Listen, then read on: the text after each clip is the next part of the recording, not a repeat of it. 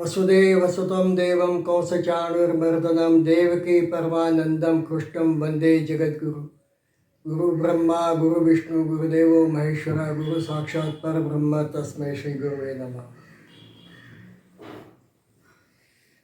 भगवद गीता का 14वां अध्याय कर्मयोग, इस पर हम बात कर रहे थे। अवतारवाद क्या है ये हमने देखा। इसके बाद भगवान ने स्वयं को कर्म क्यों नहीं छू सकते इसके बारे में बताया। आज जो हम बात करने जा रहे हैं ये एक थोड़ा सा विवादास्पद हो गया है। कई सारे इसके इंटरप्रिटेशंस किए गए और कई विद्वान इसका विरोध करते हैं। चातुर्वर्ण्य मया सृष्टम गुणकर्म विभागशः तस्य कर्तारम अपि माम अविद्धि अकर्तारम अव्ययम। इसका हम अभी शब्दार्थ करेंगे।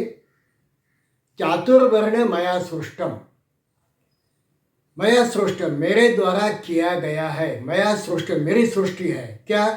चातुर्वर्ण। चातुर्वर्ण ये जो व्यवस्था है वो मेरे द्वारा की गई है। चातुर्वर्ण मया सृष्टम कैसे बनाया मैंने? गुण कर्म विभागशः, गुण विभाग और कर्म विभाग। गुण और कर्म के अनुसार मैंने उसके विभाग करके मैंने ये चातुर्वर्ण व्यवस्था बनाई है। तस्य कर्तारम अपि, तस्य उसकी, कर्तारम अपि मैं कर्ता होते हुए भी, अपि होते हुए भी, माम विद्धि मुझे जानो, माम विद्धि क्या? अकर्तारम अकर्ता जानो, अव्ययम मैं अव्यय होते हुए भी मुझे इसका अकर्ता मानो। उसका भावार्थ देखते हैं कि जो भारत में अत्यंत प्रभावित ऐसी जो चातुर्वर्ण व्यवस्था है, चतुर्वर्ण व्यवस्था, उसको मैंने गुण और कर्म के अनुसार बनाया है। ये मेरी सृष्टि है, उसका मैं अकर्ता हूँ। मैंने जो बनाई है तो भी मुझ अव्यय को अकर्ता समझो, ऐसे भगवान श्री कृष्ण ने कहा 4वें अध्याय में 13वां श्लोक। भारत में ये जो चातुर्वर्ण व्यवस्था है, ब्राह्मण क्षत्रिय वैश्य शूद्र, ये जो व्यवस्था, इसके ऊपर कई सारे पुस्तकें हैं। जैसे गुजरात के 2 प्रभावशाली चिंतक, उन्होंने कहा कि, एक ने कहा कि स्वामी सच्चिदानंद, उनका एक बहुत अच्छा पुस्तक है चातुर्वर्ण व्यवस्था अधोगति का मूल कारण। ये गुजराती में है। जो अधोगति हमारी हुई है उसका मूल कारण है चातुर्वर्ण व्यवस्था।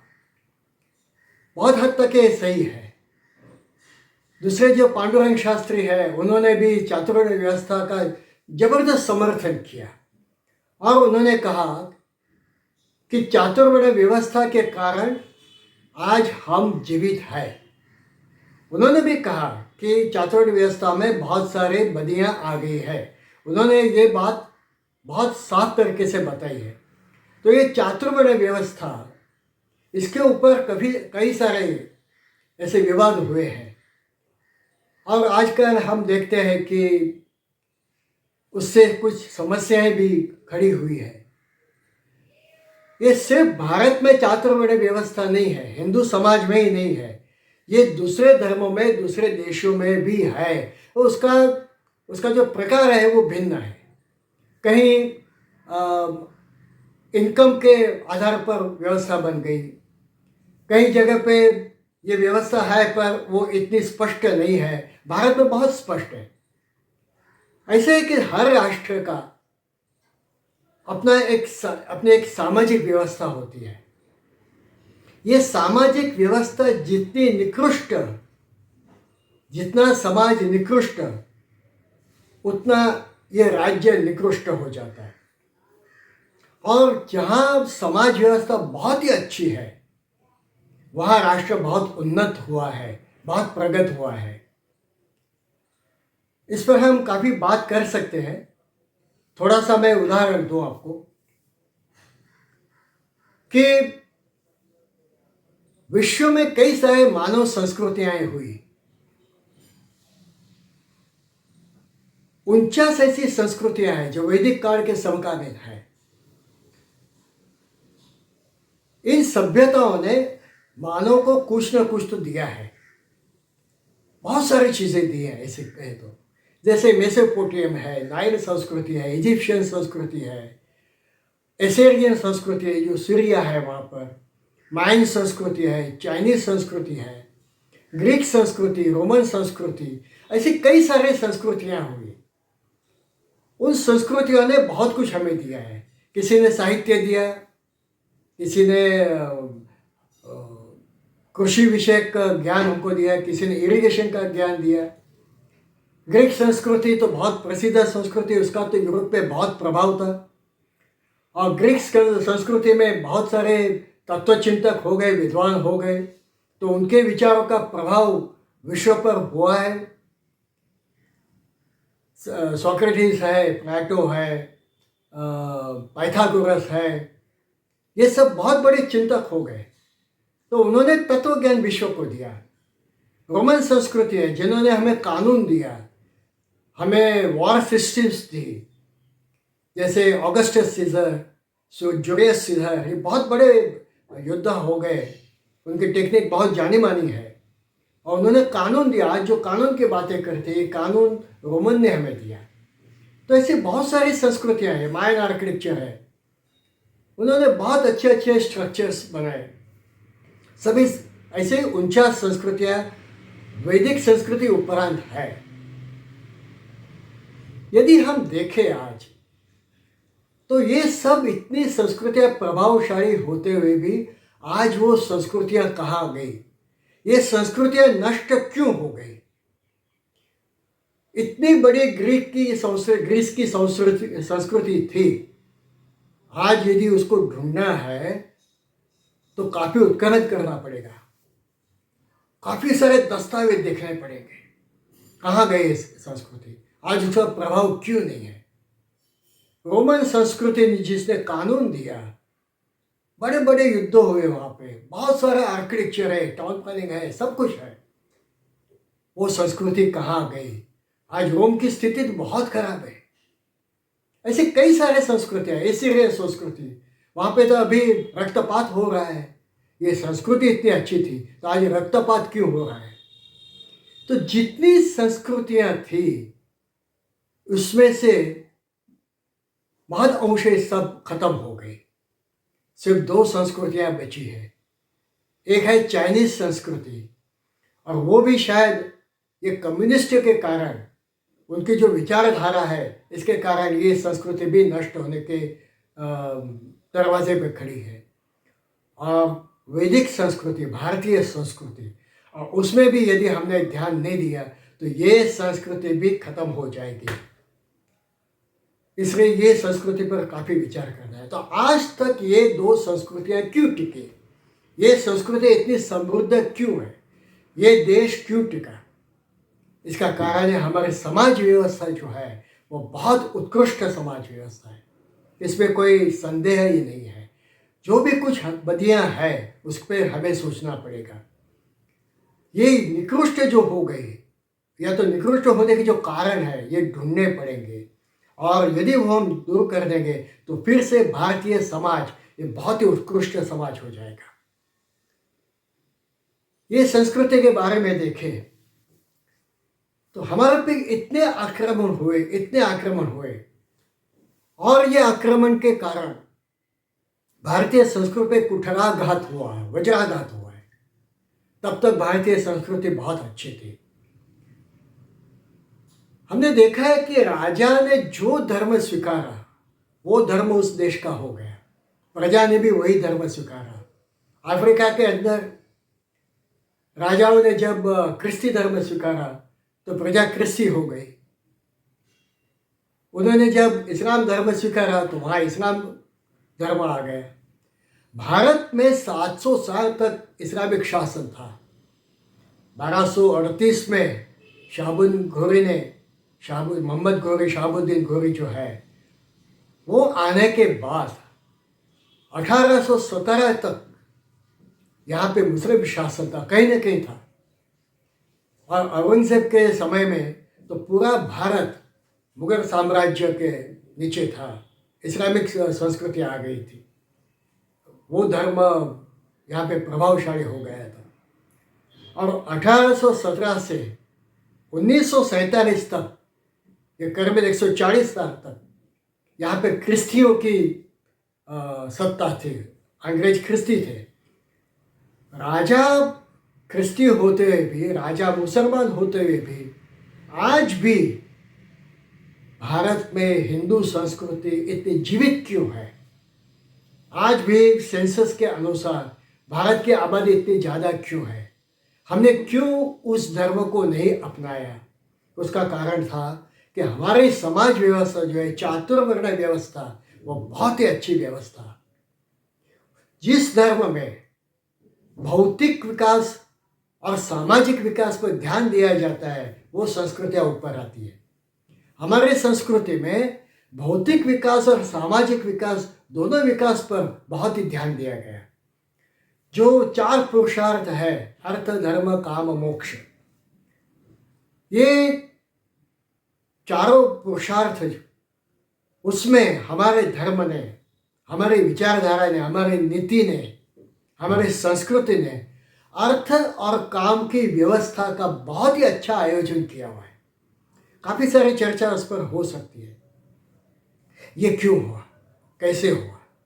जिस धर्म में अर्थ और काम की व्यवस्था है, चातुर्वर्ण व्यवस्था थी, पर उसमें भी हर एक को किस तरीके से अर्थोपार्जन करना है, इसकी बहुत अच्छी व्यवस्था बताई है।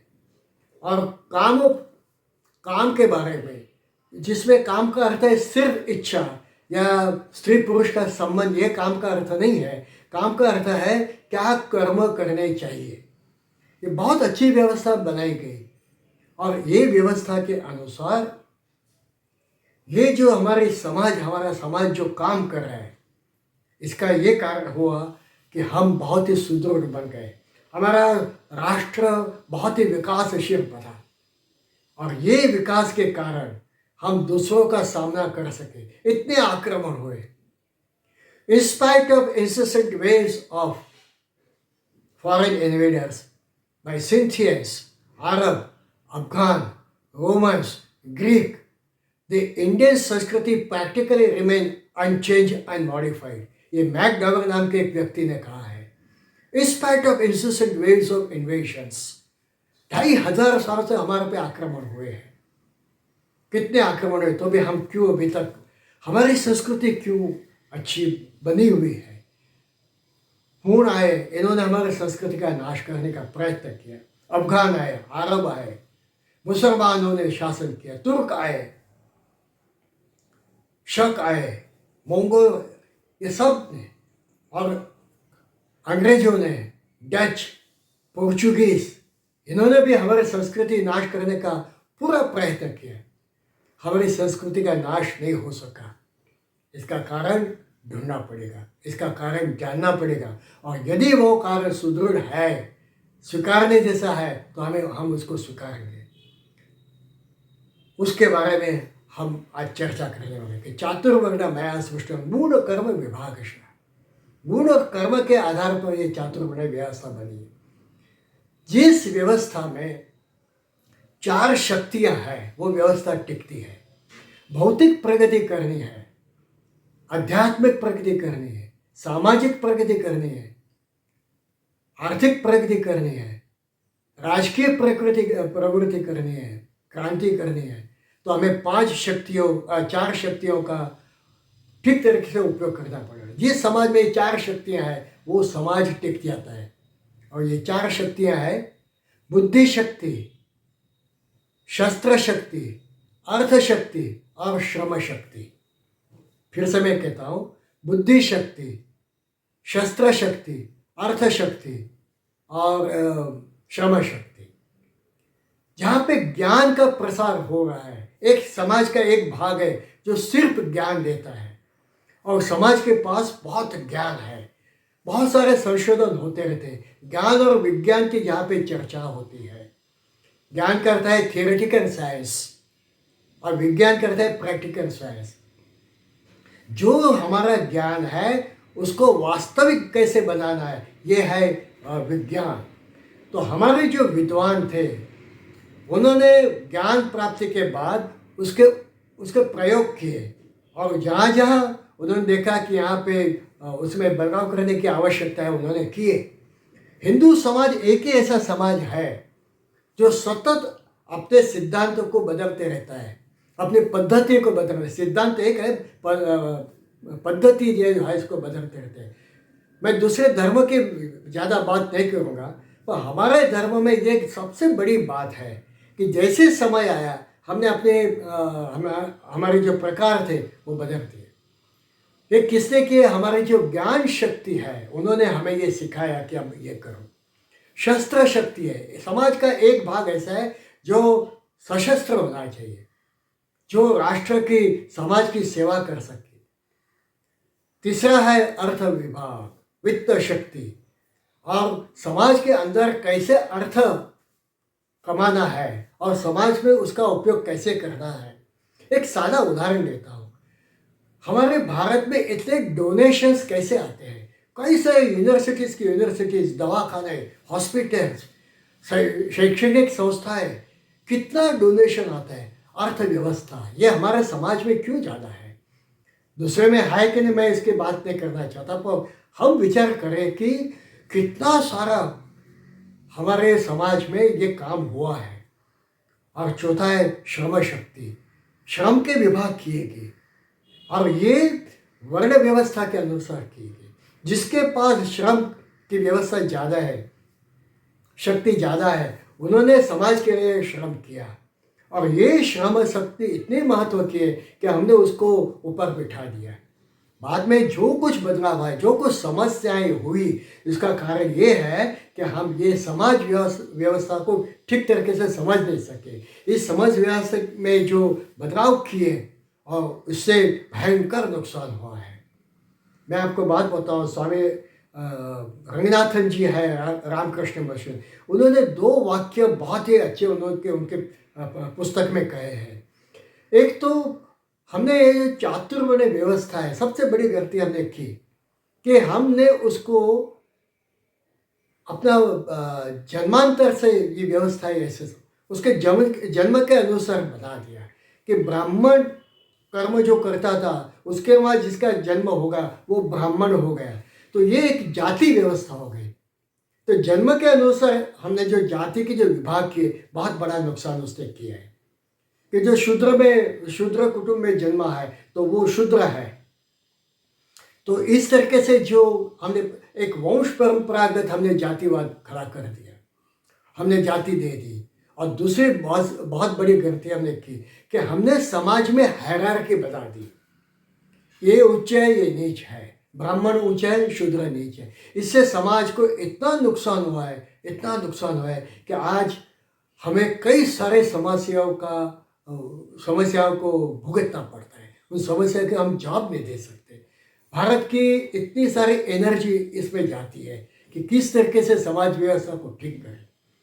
तो ये जो हमारी व्यवस्था है, समाज व्यवस्था, ये जो 4 शक्तियाँ हैं उस पर हमने बनाई थी, बहुत ही अच्छी व्यवस्था थी कि ज्ञान शक्ति, शस्त्र शक्ति, वित्त शक्ति और श्रम शक्ति।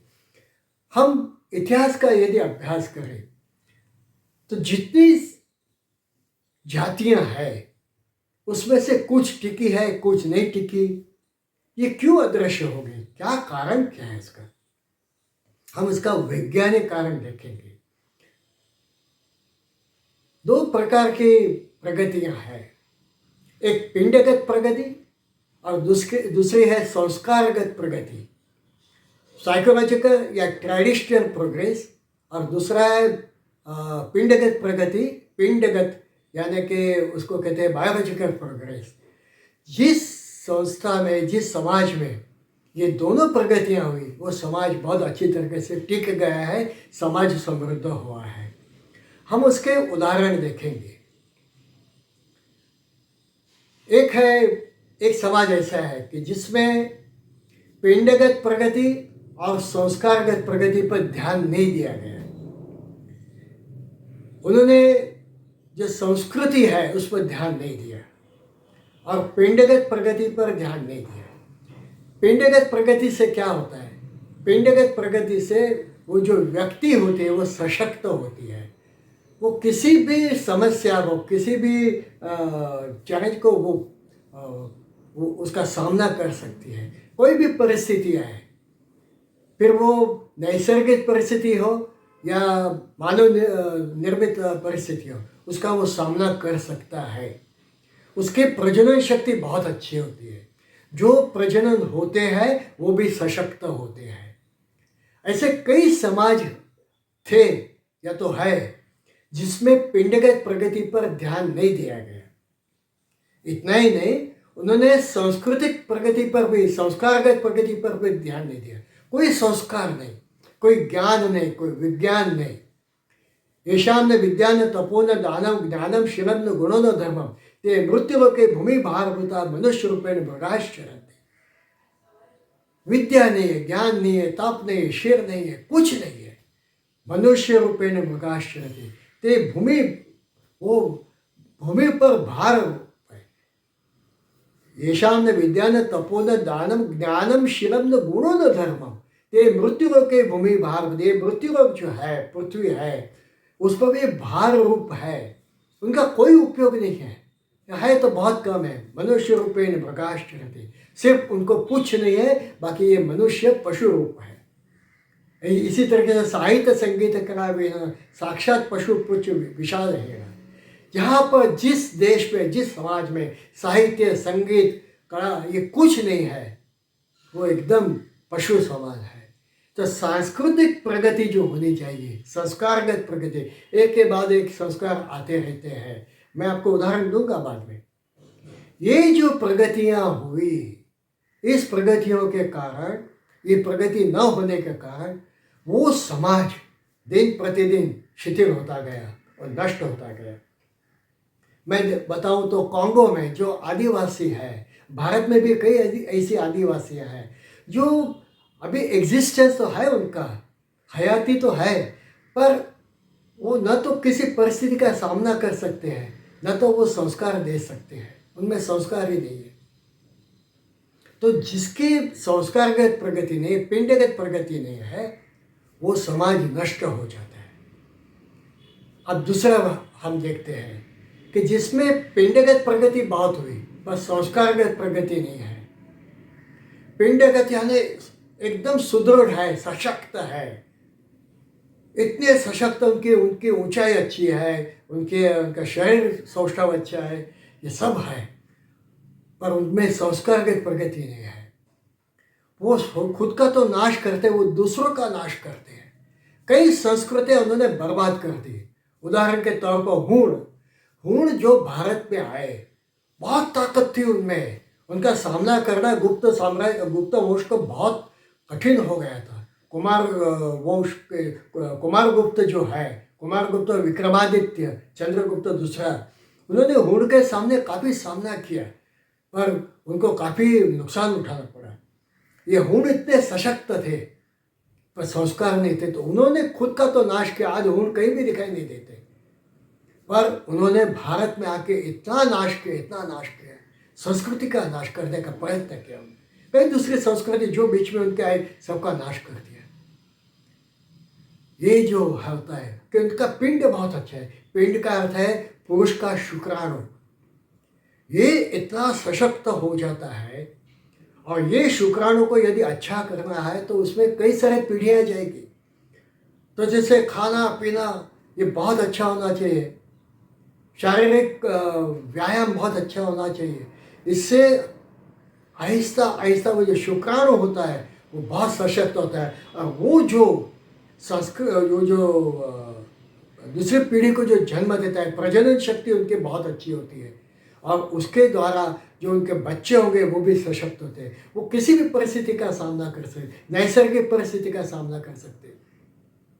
पर वो दूसरों का नाश करते हैं, दूसरी संस्कृतियों का नाश करते हैं। चीन के अंदर मध्य एशिया से आए थे वो, चाइना से आए थे वो, आज कहाँ है वो? उन्होंने वहाँ संस्कृति का भी नाश किया था। उसी तरीके से मंगोल, उन्होंने भी यही चीज़ की थी कि वो बहुत सशक्त हैं। अफ़गान, हम देखते हैं अफ़गानिस्तान की क्या परिस्थिति है। खुद की संस्कृति का तो नाश किया उन्होंने, हमारी संस्कृति का भी नाश किया। बीच में जितनी संस्कृति आई वो सबका नाश कर दिया। तो पिंडगत प्रगति अच्छी है, पर संस्कारगत प्रगति बहुत खराब है। तो वो भी आहिस्ता आहिस्ता उनका नाश हो जाता है। तीसरा जो प्रकार है वो प्रकार है कि जिसमें संस्कारगत प्रगति बहुत अच्छी है, पर पिंडगत प्रगति अच्छी नहीं है। पिंडगत प्रगति अच्छी नहीं, इसका अर्थ ऐसा कि उन्होंने पिंड पर ध्यान नहीं दिया। अमर्यादित कामोपभाग, कामोपासना, इंटर एक्स मैरिटल स्टेटस, कई सारे व्यक्तियों के साथ संबंध रखना, सारे दिन काम उपभोग का ही बात करना, कई सारे व्यसन, ये सब के कारण उनका जो पिंड होता है वो आहिस्ता आहिस्ता खराब होते जाता है। संस्कार बहुत अच्छे हैं, बहुत अच्छे, जो साहित्य होता है, संगीत होता है, कई सारे आर्ट उनमें होती है। हम देखते हैं कि पाश्चात्य संस्कृति बहुत सशक्त होते हैं, बहुत अच्छी संस्कृति है, विश्व को बहुत कुछ दिया। ये जितने सारे हमारे जो संशोधन है, बहुत सारे उसमें से पाश्चात्य वैज्ञानिक थे, अमेरिका है, यूरोप के देश है, ये सब ने। पर उनका जो पिंडगत प्रगति है उसमें उन्होंने ध्यान नहीं दिया है। यदि वो ध्यान नहीं देंगे तो वो नष्ट हो जाएंगे। इतनी सारे काम वासना कि एक नहीं अनेक के साथ संबंध, काम संबंध, इससे जो बच्चे पैदा होते हैं वो इन्फीरियर पैदा होते हैं, और उनमें भी ये जो उनकी जो शक्ति होती है, नैसर्गिक शक्ति, वो दिन प्रतिदिन क्षीण होती जाती है। हम देखते हैं कि अमेरिका की सेना इतनी सशक्त थी, इतने उनके पास इंस्ट्रूमेंटेशन, इतने सारे साधन थे, शस्त्र थे, फिर वियतनाम में मार क्यों खाया, अफगानिस्तान में मार क्यों खाया, अरेबियन कंट्रीज में मार क्यों खाया? वो हर जगह पे मार खाते हैं। वो वहाँ की परिस्थिति का, आबोहवा का, वातावरण का वो सामना ही नहीं कर सकते। जब भारत आते हैं तो भारत के अंदर उनको कफ हो जाता है, मच्छर काटेगा तो इतना बड़ा फोड़ा हो जाएगा उनको। ये परिस्थिति, जो नैसर्गिक परिस्थिति से वो भागते हैं। अमेरिका को बहुत बड़ी चिंता थी कि इराक में उनकी सेना कैसे टिकेगी, उनको कोई अनुभव ही नहीं था, उनमें वो शक्ति नहीं है कि रण प्रदेश में वो किसी भी परिस्थिति में वो रह सकेंगे। ये जो है, क्योंकि उन्होंने पिंड पर ध्यान नहीं दिया है। उनकी प्रजनन शक्ति भी काफ़ी हद तक कम हो गई है। मैं जब यूरोप में पढ़ता था तो डच प्रजा, उनका जो बर्थ रेट है वो शून्य हो गया था। क्यों एक शून्य हुआ? उनको बहुत बड़ी चिंता थी कि हमारे देश की आबादी कैसे बढ़ेगी। जर्मन प्रजा का भी यही हुआ, पोर्चुगीज का भी है, कुछ हद तक ब्रिटेन का ठीक है। तो पिंडगत प्रगति है, ये उसके ऊपर भी ध्यान देना है। संस्कारगत प्रगति बहुत अच्छी है। हमारे जो एटिकेट्स है, बहुत हद तक हमने पाश्चात्य संस्कृति के अपनाए हैं। फिर वेशभूषा हो, संगीत हो, खाना पीना हो, बातचीत का व्यवहार हो, ये बहुत अच्छी उनकी पद्धति है। तो संस्कारगत प्रगति अच्छी है, पर पिंडगत प्रगति अच्छी नहीं है। तो आहिस्ता आहिस्ता उसका पिंड जो है वो खराब हो जाएगा और वो संस्कृति भी नाश हो जाएगी। और चौथा जो है, जिसमें पिंडगत प्रगति अच्छी है, संस्कारगत प्रगति भी अच्छी है। हमने पिंड पर बहुत ध्यान दिया। हमारे ऋषि मुनियों ने बहुत सारे ऐसे नियम बनाए कि शादी किसके साथ करनी है, सगोत्र विवाह नहीं होना चाहिए, एक ही कुटुंब में विवाह नहीं होना चाहिए, एक ही गोत्र में विवाह नहीं होना चाहिए। हम वो पत्रिका को देखते हैं, इसके पीछे कुछ साइंस है, एक ही नाड़ी नहीं होनी चाहिए। तो ये जो है वो पिंड को अच्छा रखने के लिए हमारे वहाँ काम के बारे में भी बताया गया कि कितना काम वो करना चाहिए, कब नहीं करना चाहिए। कई ऐसे जिसको हम उसकी हंसी उड़ाते हैं, उसका मजाक उड़ाते हैं, पर उन्होंने बताया कि इस दिन आपको ये नहीं करना है कि कब कौन से समय पे स्त्री को पति से दूर रहना है, पति को क्या करना चाहिए, कौन से व्यायाम करने, कौन से प्राणायाम करने चाहिए। ये सब पिंडगत प्रगति के बारे में बताया है। एक ही जाति में विवाह क्यों होना चाहिए, ये जो वंश परंपरागत नहीं पर जो कर्म के अनुसार जो गुण आते हैं वो गुणों के बारे में भी उन्होंने बताया कि किसके साथ करना चाहिए। और यदि किसी दूसरी जाति में या दूसरे वर्ण में उसका विवाह हो गया तो उसकी कर्म व्यवस्था क्या होगी, उसकी काम व्यवस्था क्या, ये भी बताया है। जैसे मैं आपको एक उदाहरण दूँ कि यदि क्षत्रिय स्त्री है और ब्राह्मण पुरुष है तो उनका जो बेटा होगा उसके लिए कौन सा धर्म है, उसके लिए कौन सा कर्म है, तो उसको बताया गया था उसको सारथी होना है। और हम देखते हैं कि कर्ण के माता पिता ये सारथी थे और कर्ण को भी सारथी बनाया गया क्योंकि माता क्षत्रिय है और पिता ब्राह्मण है, वो दैवी थे। तो हमारे वहाँ ये सब व्यवस्था बताई गई, सिर्फ मनुष्य में नहीं, प्राणियों में भी ये व्यवस्था बताई गई है। प्राणियों के लिए भी ये सब कहा गया है कि उनके काम की व्यवस्था कैसी होना चाहिए। अशोदाय गोदाय धनदाय महाधने धनम में रताम देवी सर्व कामाश्च देहि में। देखिए श्री सूक्त में ये एक बहुत बड़ा मंत्र बताया है, अशोदाय गोदाय। हमारे पास बहुत अच्छे अश्व हो और ये अश्व को बहुत ऐसे तगड़े बनाने के लिए क्या करना चाहिए ये हमारे वेदों ने बताया। अश्वदाय गोदाय, हमारी जो गाय है वो इतना दूध दे, समृद्ध हो, सशक्त हो। और इस गाय के लिए उस जमाने में आर्टिफिशियल इंसेमिनेशन बताया गया है, प्रजोत्पन्न शक्ति उसकी कैसे बढ़ानी है। एक छोटा उदाहरण दो आपने कि गिर फॉरेस्ट जो है गुजरात में, गिर फॉरेस्ट जहाँ पे शेर होते हैं, उस गिर फॉरेस्ट में ये प्रयोग बहुत अच्छी तरीके से किया गया और आर्टिफिशियल इंसेमिनेशन से, ऐसे तो गाय अच्छी थी, गाय भैंस सब, पर उनमें ये प्रयोग करने के बाद दुगुना दूध देना उन्होंने शुरू कर दिया। इतना दूध का उत्पन्न हो गया कि इसके कारण जो फार्मर्स थे या जो कृषि थे जो गाय भैंस रखते थे उनका दूध का उत्पादन इतना बढ़ गया कि वो समृद्ध हो गए। आज गुजरात समृद्ध क्यों है? क्योंकि इस पर ध्यान दिया गया है। कुक्कुट है, मुर्गे, उनका पे आर्टिफिशियल इंसेमिनेशन गुजरात में होता है, दूसरी जगह पे होगा मुझे पता नहीं, क्या ज्ञात तो नहीं है मैं। तो इसके कारण मुर्गों की संख्या दिन प्रतिदिन बढ़ती है, उनके सशक्त होने के कारण उसके भाव भी अच्छे आते हैं। अब गुजरात तो ऐसे अहिंसक है तो भी मुर्गे बनाते हैं, अंडे बनाते हैं। तो अर्थव्यवस्था, काम व्यवस्था पर बहुत अच्छा ध्यान दिया है। ये अर्थ तो इस तरीके से जो पिंड है, पिंड को अच्छा करने के लिए, पिंड को कैसे अच्छा करना है, उसको समृद्ध कैसे करना है, सशक्त कैसे करना है, जोरदार कैसे बनाना है, वीर्य को कैसे अच्छा बनाना है, इसकी पूरी व्यवस्था हमारे शास्त्रों ने बताई है। तो पिंडगत प्रगति बहुत अच्छी हुई और संस्कारगत प्रगति, इतने वेद उपनिषद और सूक्त, कई सारे स्तोत्र, सतत विचार विमर्श होते हैं। हम भी अभी भगवद गीता की बात करते हैं, एक ही मंत्र पे कितने सारे प्रवचन होते हैं। दूसरे धर्म में होते क्या आप सब आप समझते हैं, आप प्रबुद्ध हैं सब। हमारे वहाँ संस्कार को किस तरीके से बढ़ाना है, तो पिंडगत प्रगति और संस्कारगत प्रगति, इसका बहुत अच्छा ज्ञान हमारे पास है और हमने वो अपनाया है। तो पिंडगत प्रगति, यदि पिंड अच्छा है नहीं है और संस्कार बहुत अच्छे हैं तो एक बहुत अच्छी एक धर्म भारत में है, मैं नाम देना नहीं चाहता।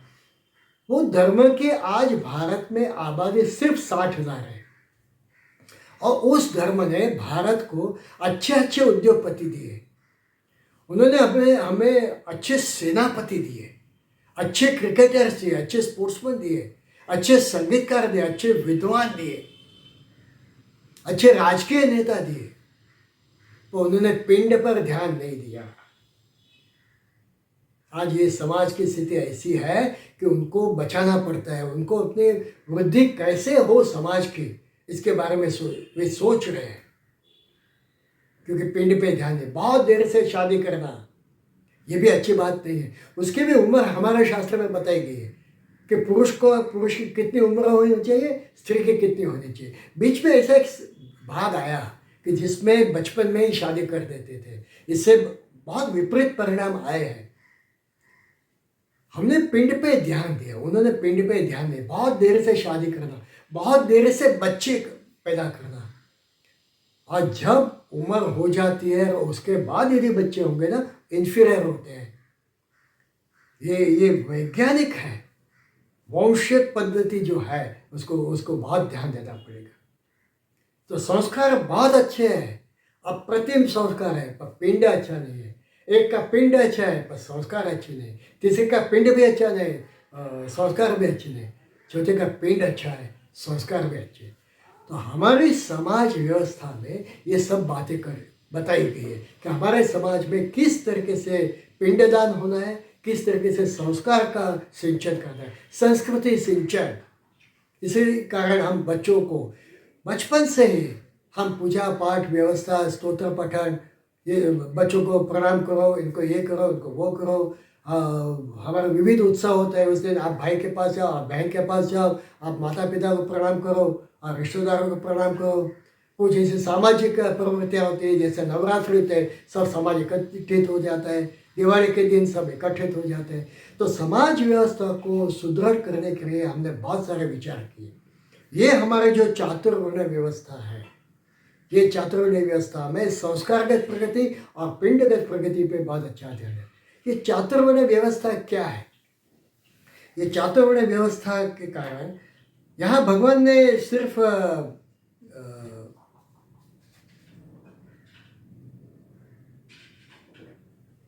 भगवान ने यहाँ पे सिर्फ एक रेफरेंस देके इस विषय को छोड़ दिया। चातुर्वर्ण मया सृष्टम गुणकर्म विभागश तस्य कर्तारमपि माम विद्या कर्तारम अव्ययम्।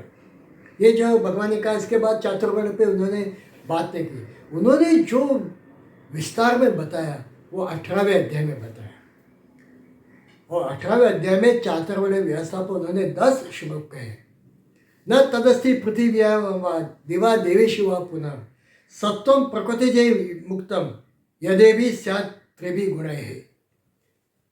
ये बहुत महत्व का श्लोक है। न तदस्ति पृथिव्याम, ये समग्र पृथ्वी में, ये जो पृथ्वी है उस पे दिवा देवेषु वा पुनः, या तो देवलोक जो है, जो 14 भुवन हम कहते हैं, स्वर्ग है जिसमें देव रहते हैं, ये देवभूमि में भी, देवलोक में भी यदि वह पुनः, और यदि इसके साथ इसके सिवा और भी कुछ है, ये पूर्ण ब्रह्मांड, उसके बाहर भी यदि कुछ है, यदि वह पुनः सत्वम प्रकृति जय मुक्तम युक्तम, ये सब प्रकृति के गुणों से युक्त है। यदि भी सात त्रिभिः गुणैः, ये जो 3 गुण है प्रकृति के, इससे सब बना हुआ है। संपूर्ण ब्रह्मांड के बाहर भी कुछ है, तो ये सब प्रकृति के 3 गुणों से बना है। उसमें प्रकृति के 3 गुण है। पृथ्वी में या आकाश में यथा देवताओं में तथा इनके सिवा और कहाँ भी ऐसा कोई भी तत्व नहीं है जो प्रकृति से उत्पन्न 3 गुणों से रहित हो। बहुत महत्व का श्लोक है। कौन से 3 गुण है? सत्वगुण, रजोगुण, तमोगुण। और ये जो है सत्वगुण, ये ज्ञान का प्रतीक है, इससे ज्ञान आता है। रजोगुण है, उससे प्रवृत्तियाँ होती हैं। और जो तमोगुण है, उससे आलस आ जाता है, तो उसमें क्रिएटिविटी भी होती है। अब ये जो 3, जिस हर एक व्यक्ति में, हर एक पदार्थ में, कोई भी पदार्थ, उसमें ये 3 गुण होते हैं। फिर भूमि में भी ये 3 गुण है, वनस्पति में 3 गुण है, पक्षियों में 3 गुण है, जीव जंतु में 3 गुण है, जितना भी ब्रह्मांड में दिखता है सभी में 3 गुण है, और ये 3 गुण के अनुसार उनका कार्य होता है। सत्व होता है वो बहुत ही ज्ञानवर्धक होता है। रजोगुण जिसमें होता है वो अत्यंत बहादुर, उसमें तेज होता है, वो प्रवृत्तिशील होता है। और जो तमोगुण होता है, वो तमोगुण से उसको वो काम करने की उसको इच्छा ही नहीं थी, वो उसमें उसके दूसरे भी अच्छे गुण हैं, वो बाद में देखेंगे। ये जो 3 गुण है उसका हमारे स्वभाव पर बहुत प्रभाव रहता है। तीनों गुणों का हमारे स्वभाव पर बहुत प्रभाव रहता है। जो गुण ज़्यादा प्रभावित वैसा हमारा स्वभाव होता है। दिन में भी सत्वगुण, रजोगुण, तमोगुण इसके ये कम ज़्यादा होते रहते हैं। कोई पर मूल स्वभाव उसका, मूल प्रकृति उसको कहते हैं। हम रोज बरोज की भाषा में कहते हैं कि भाई उसकी मूल प्रकृति ऐसी है। तो जो मूल स्वभाव क्या है उसके अनुसार उसके कर्म होते हैं। वो स्वभाव के कारण उसके कर्म होते हैं, और उस कर्म के अनुसार, वो गुणों के अनुसार कर्म, कर्म के अनुसार वो गुण के अनुसार उसका स्वभाव, और स्वभाव के अनुसार उसका कर्म होता है। और ये भगवान श्री कृष्ण कहते हैं कि इसकी व्यवस्था मैंने चातुर्वर्ण्य में बना दी।